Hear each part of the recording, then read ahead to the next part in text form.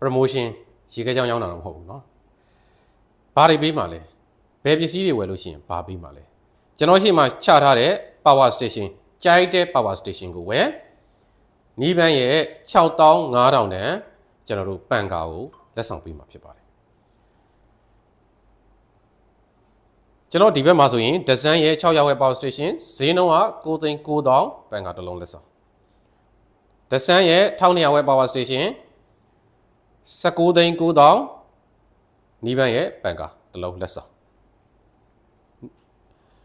ဒဇန်ရဲ့2000ရဲ့ power station ဈေးနှုန်းက33သိန်းနီးပန်းရဲ့ပန်ကာတစ်လုံးလက်ဆောင်ပြီးတော့ရင်ယာမာဘီရှီရဲ့3000ရဲ့ power station ပဲဝယ်ဈေးနှုန်းလေးကတော့ဒီကောင်က48သိန်း5000ပေါ့အကယ်၍ကျွန်တော်တို့က Acer battery ပဲဝယ်ဒီကောင်တစ်လုံးရဲ့ Acer battery ရဲ့ဝယ်မယ်ဆိုရင်ကျွန်တော်ကပန်ကာ2လုံးတောင်ပေးမယ်တစ်မျိုးဝယ်ရင်တစ်လုံး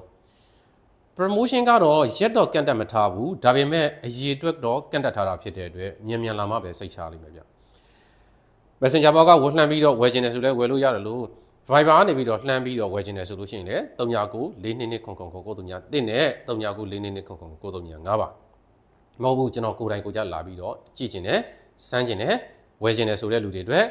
ရှိုးလုံးလိပ်စာကတော့အမှတ်142A အောက်ကြီးမြင့်နိုင်လည်းအလုံးမျိုးနေရန်ကုန်မျိုးမှတ်တိုင်ရတော့ဂျမန်ကန်နံပါတ်တိုင်နဲ့စာတိုင်းမှတ်တိုင်ကြပဲဖြစ်ပါတယ်ခင်ဗျာ။ Hotline ဖုန်းနံပါတ်ကတော့39883444ပဲဖြစ်ပါတယ်။